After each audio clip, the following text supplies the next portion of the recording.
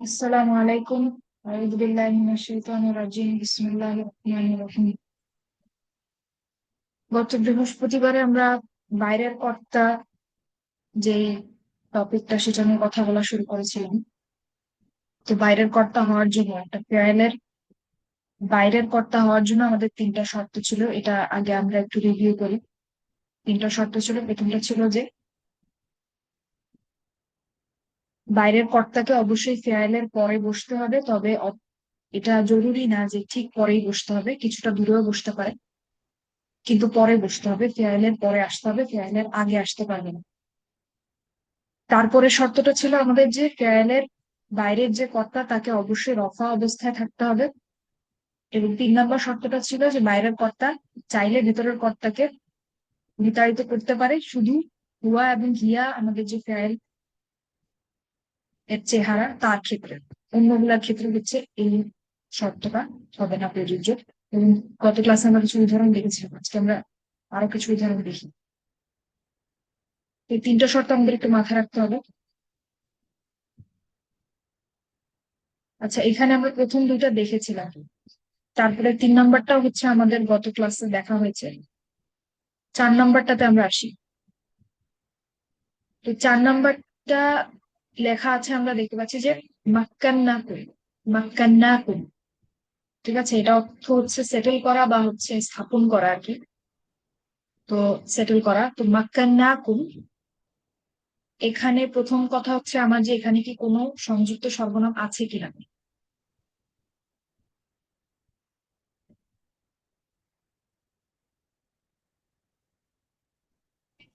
মাক্কান্নাকুম, আপু আমরা দেখতে পাচ্ছি কুম আছে, কুম আসে আন্তম থেকে। তো এখন এটা অনুবাদ করার ক্ষেত্রে আমরা প্রথমে হচ্ছে কোনটাকে ইগনোর করবো, যেটা আমরা 2-3 দিন আগে দেখেছি। তো মাক্কান্না, এইটা হচ্ছে আমাদের ফেয়ালটা। এখন মাক্কান্না আমাদের যে অতীত ফেয়ালের যে টেবিল তার কার সাথে মেলে, কোন চেহারাটা এটা? নাসান্না নাসান্না নাসান্না নাসারনা। নাসান্না নাহনু নাসারনা, ইয়েস নাকি হুন্না ইয়েস ইয়েস নাসার, কোনটা? নাহনুটা হ্যাঁ, নাহনু নাহ নাসারনা। তো এইটা দেখতে একটু এরকম, কারণ হচ্ছে আমাদের ফেয়ালটা হচ্ছে মাক্কানা। তো সেটা যখন আমরা নাহনু নাসার নাতে যাই, তখন সেটা হচ্ছে এরকম হয়।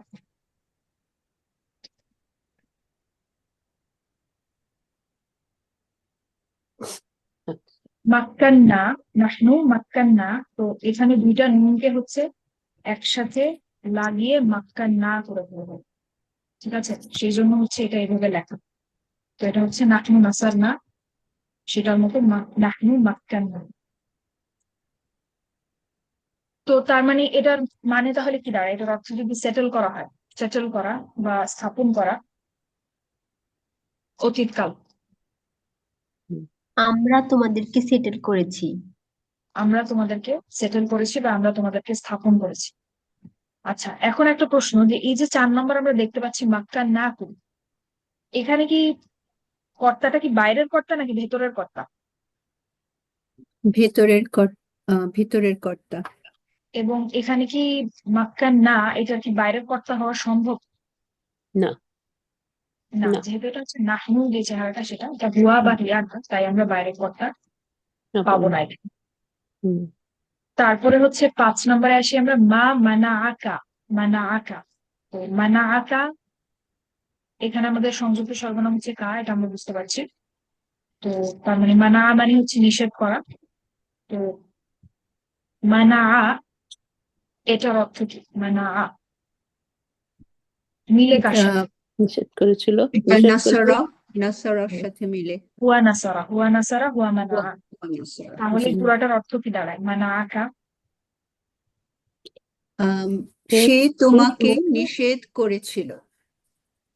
নিষেধ সে করে নিষেধ নাই। করেছিল তোমাকে, বা সে নিষেধ করেছে, বা সে তোমাকে নিষেধ করেছে, সে আপনাকে নিষেধ করেছে, সবই ঠিক আছে। তারপরে হচ্ছে আগুয়াইতানি, ভুল পথে পরিচালনা করা। ভুল পথে পরিচালনা করা হচ্ছে ফেয়ালটার অর্থ। তো আগুয়াইতানি, এখানে সংযুক্ত সর্বনাম যে নি, এটা আমরা বুঝতে পারছি। হুম এবং এখানে একটা জিনিস খেয়াল করুন যে আমরা দেখেছিলাম যে আনা থেকে আসে নি এবং ই। একটা ছিল এই নিটা আর একটা ছিল ইয়াটা। হুম তো আমরা বলেছিলাম যে ইটা হচ্ছে জারের জন্য, নিটা হচ্ছে নাসবের জন্য। তো এখানে দেখুন নিটা ব্যবহার হয়েছে কারণ নি হচ্ছে নাসবের জন্য, এবং যখন একটা ফেয়ারের সাথে একটা সংযুক্ত সর্বনাম আসে, সংযুক্ত সর্বনামের অবস্থাটা নাসাবে থাকে, সেই জন্য এখানে নি ব্যবহার হচ্ছে। আচ্ছা, তো নিটাকে আমরা আপাতত মনে করছি যেটা নাই। তো আগুয়াইটা মানে হচ্ছে ভুল পথে পরিচালনা পরিচালনা করা। তো এটা আমাদের মিলে হচ্ছে আন্তা আগুয়াইতা, এটার সাথে আন্তা আগুয়াইতা। তার মানে আপনি ভুল পথে পরিচালিত করেছেন। করেছেন আপনি ভুল আমাকে। পথে পরিচালিত করেছেন। নি মানে হচ্ছে আমি, তার হুম মানে আপনি ভুল পথে পরিচালিত করেছেন আমাকে। তো এটা কে বলেছিল বলুন তো? হুম, কি মনে হচ্ছে এটা কে বলেছে? আমাদের খুব পরিচিত গল্প, পরিচিত আহ কোরআনের খুব পরিচিত একটা ঘটনা, সেটা হচ্ছে ইবলিস হুম, যখন আদম আলাইসাল্লামকে সিজদা করতে অস্বীকার করলো আল্লাহর আদেশের পরেও, তখন ইবলিস আল্লাহকে বলছিল যে আপনি আমাকে ভুল পথে পরিচালিত করেছেন। আচ্ছা, অহংকার বশত সে বলছিল যে আপনি আমাকে ভুল পথে পরিচালনা করেছেন। আতওয়াই তাই। তারপরে হচ্ছে তাবিআকা, অনুসরণ করা। এটা সহজ, মানে আকার মতোই। তাবিআ হচ্ছে, তাবিআ কোন সর্বনামের সাথে মিলছে? কোনটা আমাদের টেবিলের কোনটা? নাসারা। হুয়া নাসরা। নাসারা হুয়া তাবিয়া, ঠিক আছে। হুম তো হুম দেখবেন এখানে কিন্তু মাঝখানে হচ্ছে জের আছে। তো এটা তো আমাদের দেখার বিষয় না, আমাদের দেখার বিষয় হচ্ছে ফেয়ালের শেষটা কি আ দিয়ে শেষ হচ্ছে কিনা, হ্যাঁ নাসারার মতো, ঠিক আছে। yes, তো এটা হচ্ছে হুয়া তাবিয়া। তো এটা হচ্ছে অনুসরণ করা, তার মানে সে অনুসরণ করেছে তোমাকে আপনাকে বা তোমাকে, তোমাকে। তোমাকে। বা সে তোমাকে অনুসরণ করেছে। তারপরে আমরা এটাতে আসি 8 নম্বরে। 8 নম্বর নিয়ে আমরা একটু কথা বলবো। তো 8 নম্বর হচ্ছে আমাদের ফেয়ালটা হচ্ছে ওয়াসওয়াসা। ওয়াসওয়াসা। তো প্রথম কথা হচ্ছে যে এটার সাথে কি কোনো সংযুক্ত সর্বনাম আছে কিনা? ওয়াসওয়াসা। না আপু, এটার না সাথে না, সর্বনাম। ক্লিয়ার। হ্যাঁ, এটাই কিন্তু আমাদের প্রথমে একদম প্রথম কথা ছিল যে ফেয়ালের সাথে সংযুক্ত সর্বনাম থাকতে পারে বা নাও থাকতে পারে, ঠিক আছে। তো ওয়াসওয়াসা আমাদের এই ফেয়ালটা, অতীত ফেয়ালটার সাথে কিন্তু কোনো সংযুক্ত সর্বনাম নাই।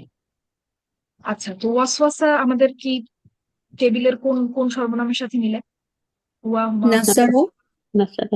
হুয়া নাসারা। হুয়া নাসারা। নাসারা হুয়া ওয়াসওয়াসা। Okay, হুয়া নাসারা হুম হুয়া ওয়াসওয়াসা।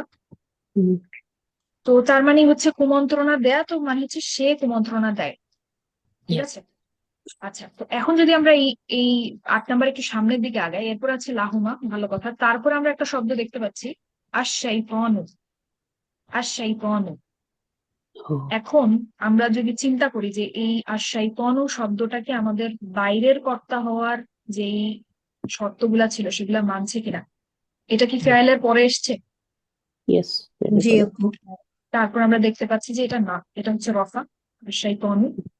হুম এবং আমাদের ওয়াসওয়াসা যে ফেয়ালটা সেটা কিন্তু ভুয়া চেহারাতে আছে, তার মানে আশ-শাইতানু চাইলে ভুয়ার জায়গায় গিয়ে বসে করতে পারে, ঠিক আছে, মানে রিপ্লেস করতে পারে। আচ্ছা, তার মানে আশ-শাইতানু হচ্ছে ওয়াসওয়াসা ফেয়ালটার বাইরের কর্তা। তার মানে এখন ওয়াসওয়াসা অর্থ আমরা এটা বলবো না যে সে কুমন্ত্রণা দিয়েছে, হুম, আমরা বলবো আচ্ছা, শয়তান কুমন্ত্রণা দিয়েছে, হুম, ঠিক আছে, শয়তান কুমন্ত্রণা দিয়েছে। yes, আচ্ছা, এখন একটা জিনিস খেয়াল করুন, এই যে আমরা দেখেছিলাম 1 নম্বর শর্তের আমাদের একটা শেষ একটা লাইন ছিল 1 নম্বর শর্তের সাথে, শেষ অংশটা ছিল এটা বলা যে বাইরের কর্তাকে ফেয়ালের ঠিক পরপরই যে হতে হবে কথাটা তা না, মানে এটা হওয়াটা জরুরি না। সেটা আমরা এখানে দেখুন, এখানে একটা প্রয়োগ দেখতে পাচ্ছি যে আশ-শাইতানু শব্দটা কিন্তু ওয়াসওয়াসা ঠিক পরে না, এখানে কিন্তু লাহুমা একটা জার মাজরুর মাঝখানে এসে পড়েছে, ঠিক আছে। তার মানে তারপরও কিন্তু আশ-শাইতানু হচ্ছে আমাদের বাইরের ফেয়াল, কারণ আমাদের শর্তই ছিল এটা যে পরে হতে হবে, এমন না যে ঠিক পরেই হতে হবে, ঠিক আছে। ঠিক পরে হোক না হোক অসুবিধা নেই, কিন্তু পরে হতে হবে, রফা হতে হবে। এবং হচ্ছে হুয়া বা হিয়া হলে সে হচ্ছে ফেয়ালের যে ভেতরের কর্তা তাকে রিপ্লেস করতে পারে। তো তার মানে আমরা দেখলাম যে ওয়াসওয়াসা লাহুমা আর শাইতানু। আচ্ছা, তো এখানে আমরা যদি আরেকটু আলোচনা করি এটা নিয়ে, লাহুমা, হুমা অর্থ কি?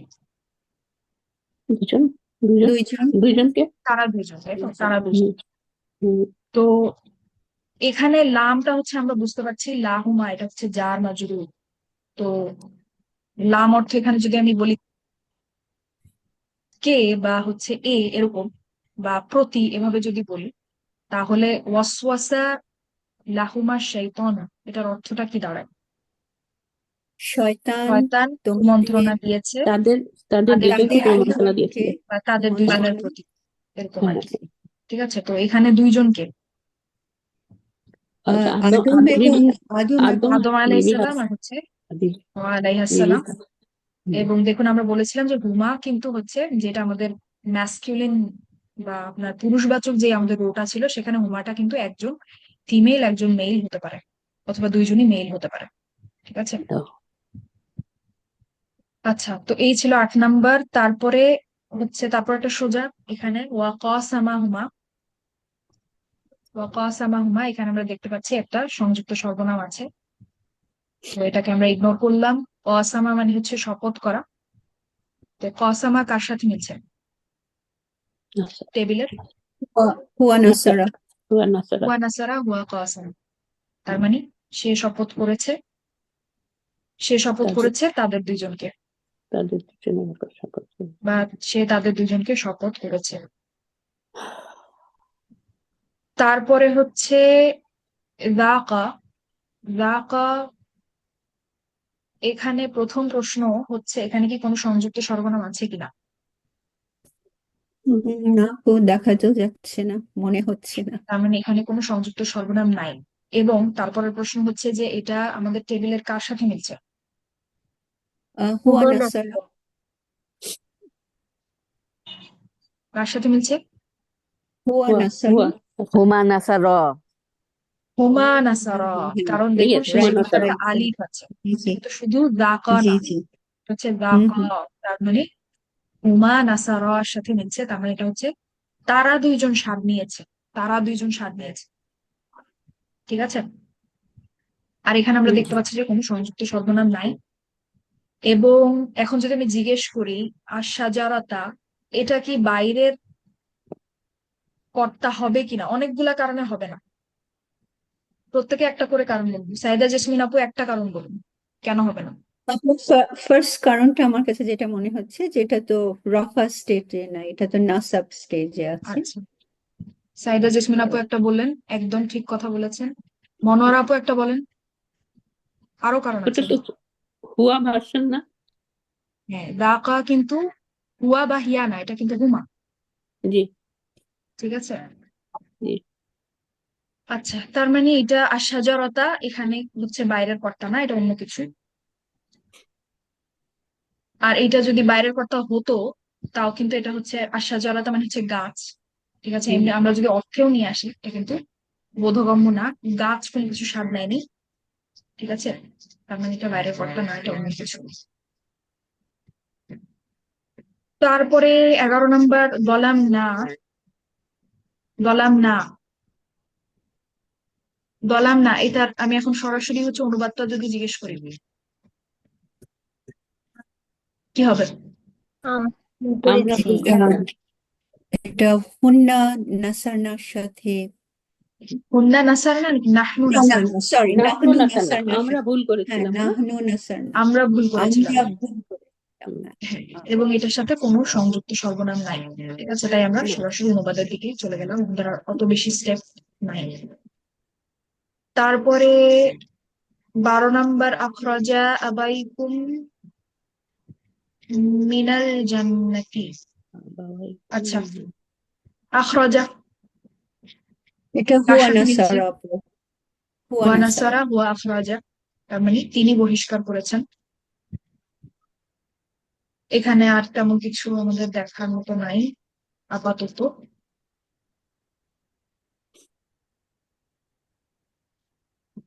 তারপরে হচ্ছে 13 নম্বরে আসি আমরা। তালু, তালু, কোনটা? এটা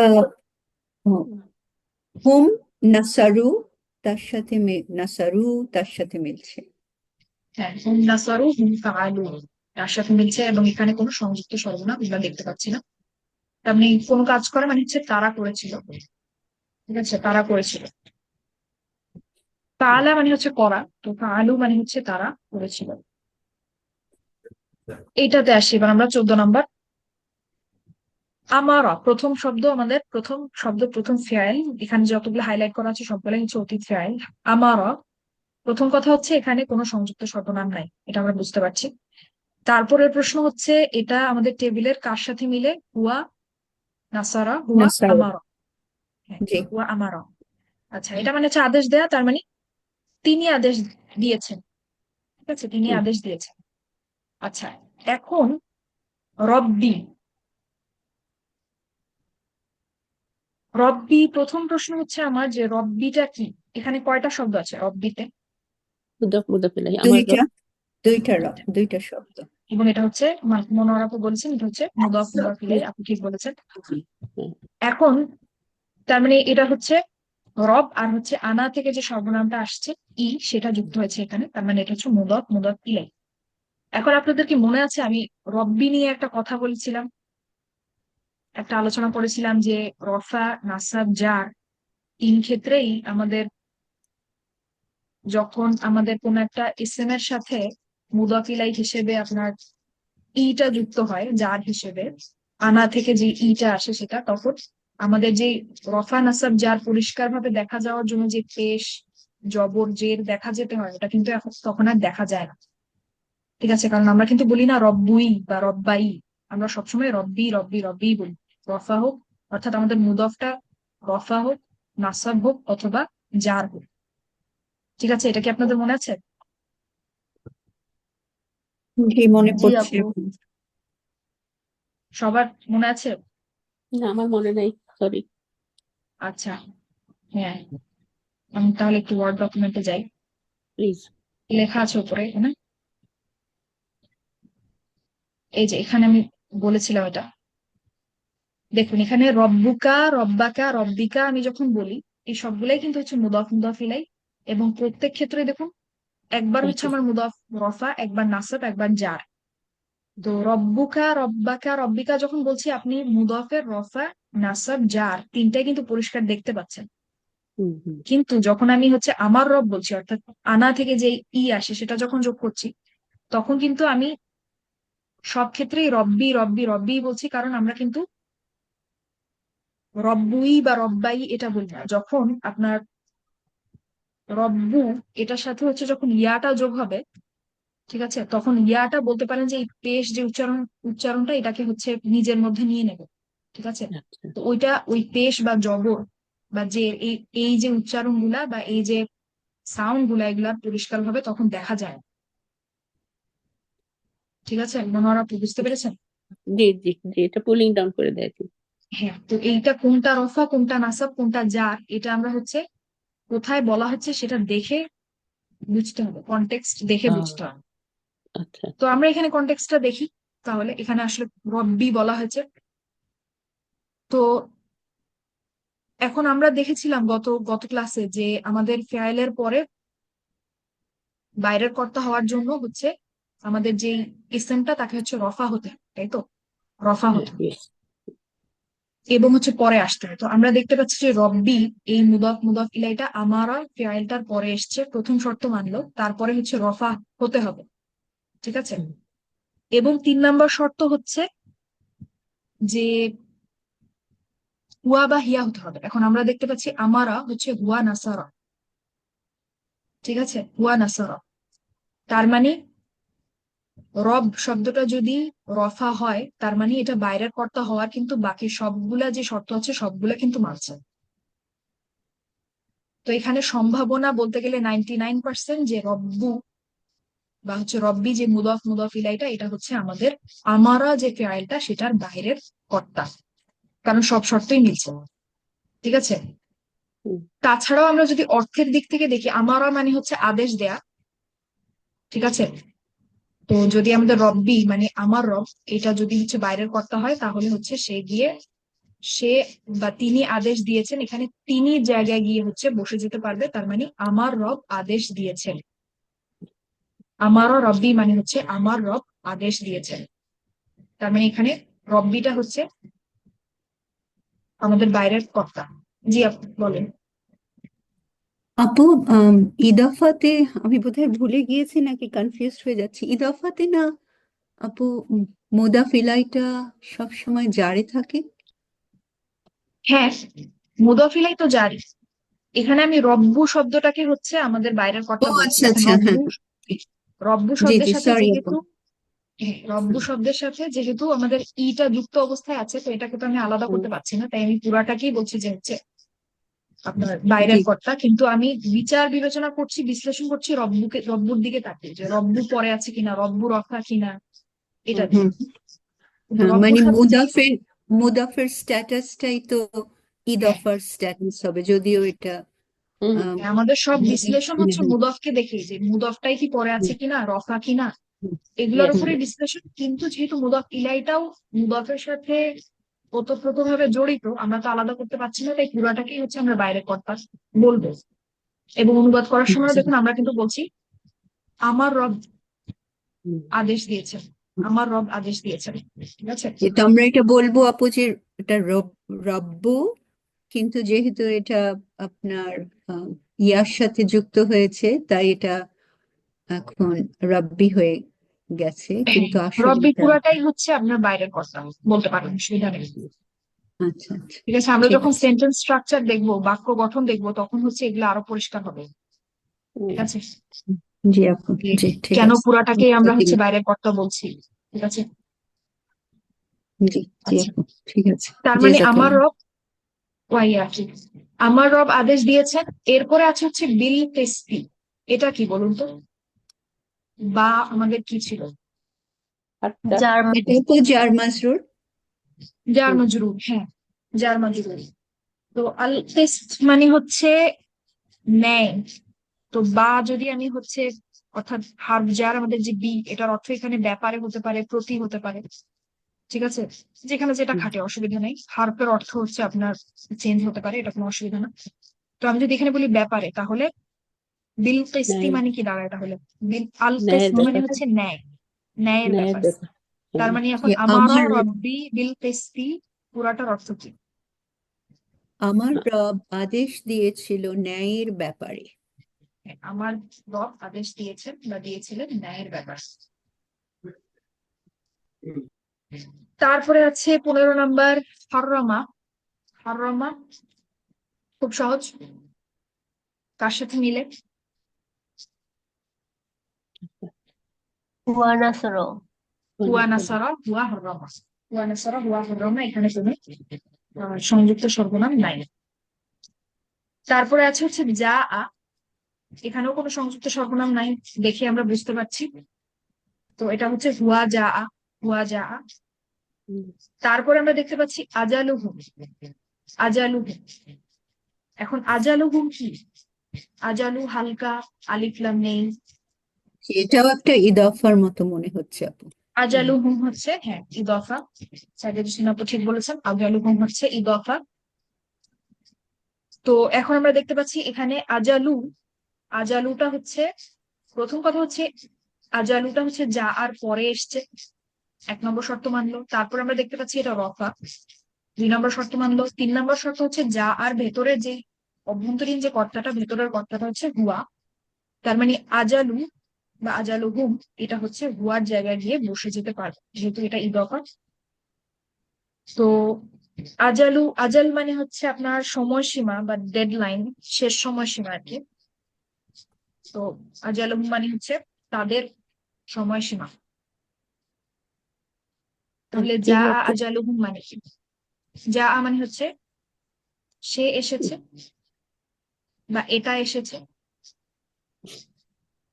তাদের শেষ সময় এসেছে বা তাদের শেষ সময় এসেছিল। এর শেষ সময় এসেছে বা তাদের শেষ সময় এসেছিল। দেখুন হুয়া আমি হচ্ছে সেই হিসেবে অনুবাদ করতে পারি, আবার এটা হিসেবে অনুবাদ করতে পারি। এখানে এটা হিসেবে অনুবাদ করলাম, ওই এটার জায়গায় হচ্ছে আজালুমটা বসে যাবে, দেয়ার ডেডলাইন।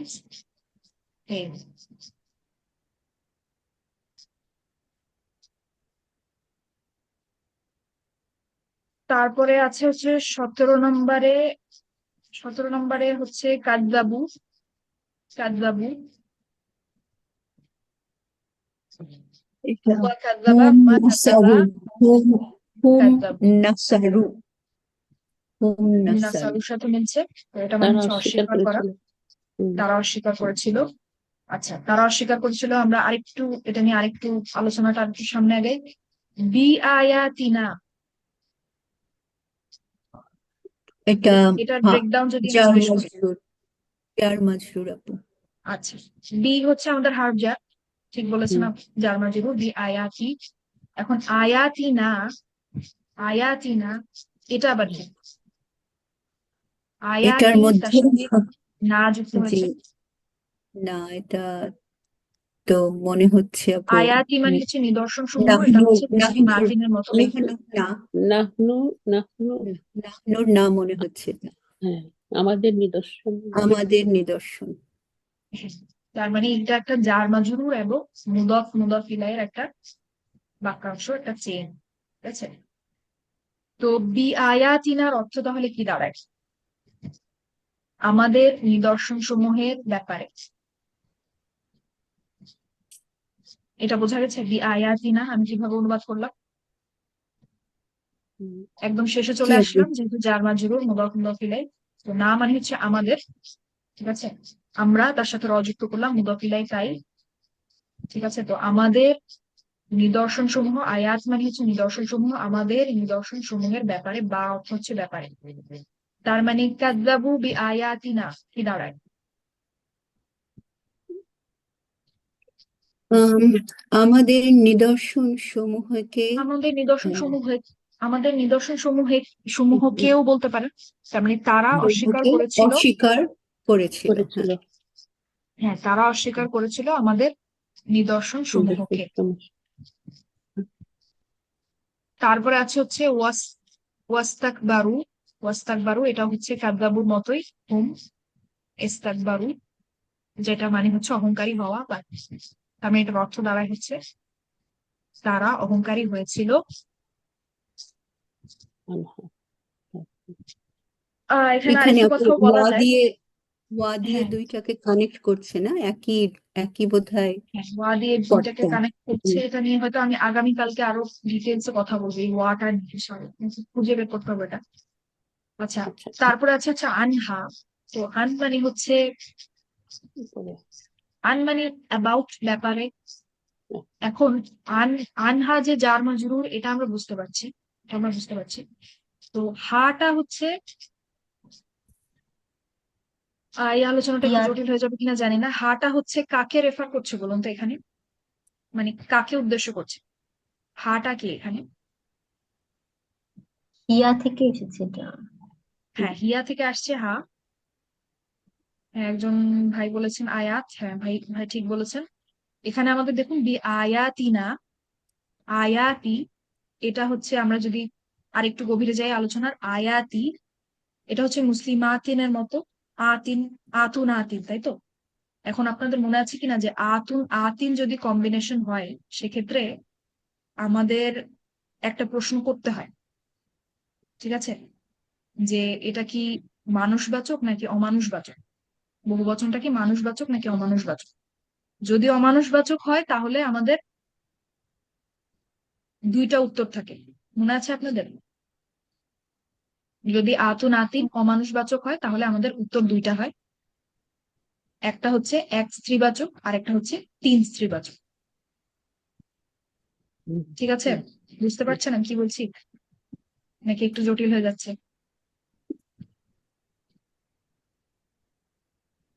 মানে অমানবাচক হলে রিপ্রেজেন্ট করবে একটা স দিয়ে অথবা তিনটা। হ্যাঁ, আমরা যদি একটু পিছনে যাই, আমাদের আতুন আতিন যখন কম্বিনেশন থাকে, হুম। তখন আমাদের ওই বহুবচনের ক্ষেত্রেও আমাদের যেই নাম্বার এবং জেন্ডার বা সংখ্যা এবং লিঙ্গ, তার ক্ষেত্রে কিন্তু দুইটা উত্তর হয়। আপনারা যদি মনে করেন দুইটা উত্তর হয়, একটা হচ্ছে এক স্ত্রীবাচক, ওই অদ্ভুত উত্তরটা একজন স্ত্রীবাচকের মতো ট্রিট করা, হুম। আরেকটা হচ্ছে তিন স্ত্রীবাচক। তো এইখানে হচ্ছে এক স্ত্রীবাচক যেই বৈশিষ্ট্যটা তাকে নেওয়া হয়েছে দেখে হচ্ছে এখানে হা ব্যবহার করা হয়েছে, দেখুন হিয়া।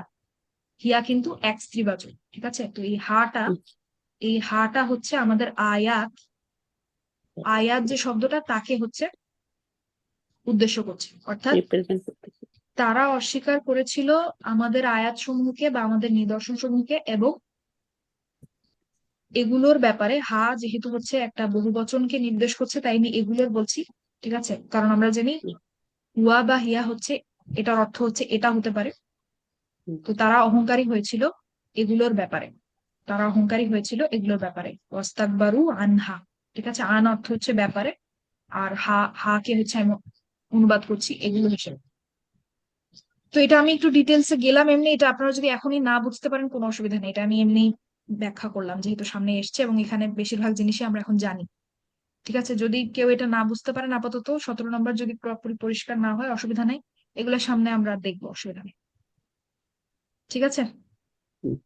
তো এখানে মূলত আমাদের মূল কথা হচ্ছে কাযযাবু হচ্ছে হুম কাযযাবু, এটাই। আর ইস্তাকবারু হচ্ছে হুম ইস্তাকবারু, এটাই, আর কিছু না।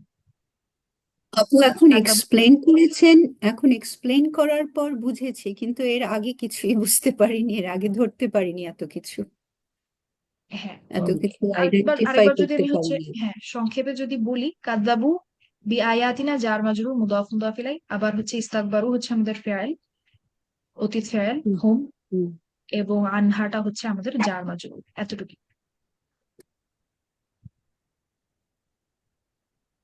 আচ্ছা, এখন লাস্ট একটা কথা বলে আজকে আমি শেষ করে দিই ইনশাল্লাহ। আচ্ছা, গত ক্লাসে আমরা দেখেছিলাম যে আমাদের, যেমন আমি যদি একটু আগের উদাহরণে যাই, আমরা দেখেছিলাম যে আমাদের হুয়া এবং, প্রথম কথা হচ্ছে আমাদের 3 নম্বর শর্ত ছিল যে হুয়া এবং হিয়া যদি আমাদের অভ্যন্তরীণ কর্তা হয় বা ভেতরের কর্তা হয়, তাহলে হচ্ছে আমাদের বাইরের কর্তা আসা সম্ভব, তাছাড়া হুম, সম্ভব না। এরপরে আমরা কিছু উদাহরণ দেখেছিলাম যেখানে আমাদের হচ্ছে লিঙ্গ বা জেন্ডার মিল ছিল, অর্থাৎ যেমন কলা রসুলুল্লাহি, তো কলা শব্দটা হচ্ছে আমাদের, এটার হচ্ছে হুয়া কলা, বা এটার হুম, অভ্যন্তরীণ যে সর্বনামটা সেটা হচ্ছে হুয়া, এবং রসুলু শব্দটা হচ্ছে কিন্তু ম্যাসকিউলিন, পুরুষবাচক, ঠিক আছে। তো হুয়া হুম, পুরুষবাচক, রসুলু অর্থাৎ বাইরের কর্তাটার লিঙ্গ কিন্তু পুরুষবাচক ছিল, ঠিক আছে, মানে মিলছে। পুরুষবাচক পুরুষবাচক, ফেয়ালের ভেতরের কর্তাটা পুরুষবাচক এবং বাইরের কর্তার লিঙ্গটাও হচ্ছে পুরুষবাচক। সেরকমই আমরা দেখেছিলাম যে কলাত, কলাত হচ্ছে আমাদের হিয়া থেকে, হিয়া কলাত, তার মানে অভ্যন্তরীণ কর্তাটা হচ্ছে হিয়া।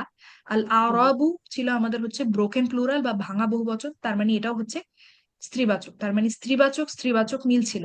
ফেয়ালের ভেতরেও স্ত্রীবাচক ছিল, বাইরের কর্তাটাও হচ্ছে স্ত্রীবাচক। এখন এটা কিন্তু আসলে সবসময় জরুরি না যে আপনার লিঙ্গটা মিলতে হবে, ঠিক আছে। এমনও হতে পারে যে আপনার ফেয়ালটার ভেতরের কর্তা হচ্ছে পুরুষবাচক, কিন্তু বাইরে যেই বাইরের কর্তাটা যেটা আসছে সেটা হচ্ছে একটা স্ত্রীবাচক শব্দ, এটাও হতে পারে, এটাও কোরআনে দেখা যাবে। তার একটা উদাহরণ আমি রেখেছি। তো এটা কি কারণে হয়, এটা হচ্ছে একটু ভবিষ্যতের আলোচনা, এটা এখনের আলোচনা না। তবে আমি শুধু বলতে চাচ্ছি যে এটা হয়, এটা হতে পারে। আপনারা কোরআনে অনেক সময় দেখবেন যে হচ্ছে ফেয়ালের ভেতরের কর্তাটা, যেমন এখানে কলা নিসওয়াতুন ফিল মাদিনাতি, তো কলার ভেতরের ফেয়াল, ভেতরের কর্তাটা হচ্ছে হুয়া, হুয়া কলা, কিন্তু নিসওয়াতুন, নিসওয়াতুন মানে হচ্ছে নারীগণ বা নারীরা, মহিলারা, তো এটা কিন্তু হচ্ছে স্ত্রীবাচক। এখন নিসওয়াতুন শব্দটা কলা ফেয়ালটার পরে এসছে এবং এটা রফা, এবং কলা যেহেতু হুয়া চেহারার ফেয়াল আমাদের, তার মানে নিসওয়াতুন শব্দটা কিন্তু হুয়ার জায়গায় গিয়ে বসে যেতে পারবে, ঠিক আছে। তার মানে ফেয়ালের ভেতরের আমাদের যে ভেতরের কর্তা সে কিন্তু হচ্ছে পুরুষবাচক, কিন্তু নিসওয়াতুন শব্দটা বাইরের কর্তাটা কিন্তু স্ত্রীবাচক। এটাও সম্ভব হতে পারে যে লিঙ্গটা মিলছে না, এটা কিন্তু হতে পারে, অসম্ভব না, এটা কোরআনেও আছে, ঠিক আছে। তো এরকম ভাববে না যে সবসময় পুরুষবাচক পুরুষবাচক বা স্ত্রীবাচক স্ত্রীবাচকই হতে হবে, এর অন্যথাও হতে পারে। কেন হয় এটা আপাতত আমাদের আলোচনার বিষয় না, এটা তাফসিরের আলোচনা, ঠিক আছে। আচ্ছা, তো মোটামুটি আমাদের বাইরের কর্তা নিয়ে কথাবার্তা এটাই। এরপরে হচ্ছে আমরা বর্তমান ফেয়ালের দিকে যাবো ইনশাল্লাহ। তো তার আগে হচ্ছে আমি মাঝখান দিয়ে হচ্ছে জার মাজরুরের ব্যাপারে কয়েকটা কথা বলার ছিল, ওটা মিস হয়ে গেছে আজ। মানে ওই সময়টা হচ্ছে আমি ক্লাস নিতে পারিনি, তো ওইটা মিস হয়ে গেছে। ওইটা আমি আগামী ক্লাসে কভার করে তারপর হচ্ছে আমি বর্তমান ফেয়ালের দিকে যাবো ইনশাল্লাহ। আরেকটা হচ্ছে ওই যে আমি যেটা বললাম ওয়া, হারফ আতফ বা হচ্ছে যেই ওয়াটার অর্থ হচ্ছে এবং, ঠিক আছে, সেটা নিয়ে কিছু কথা আছে। তো এই দুইটা বিষয় নিয়ে কথা বলার পরে হচ্ছে আমি বর্তমান ফেয়ালের আলোচনায় যাবো ইনশাল্লাহ, ঠিক আছে। তো এই আপাতত অতীত ফেয়ালের আলোচনা আমাদের আজকে এখানেই শেষ, ইন্টেনসিভ 2 এর মতো। তো আপনাদের যদি কারো কোনো প্রশ্ন থাকে বলতে পারেন, আমাদের হাতে 2-3 মিনিট সময় আছে।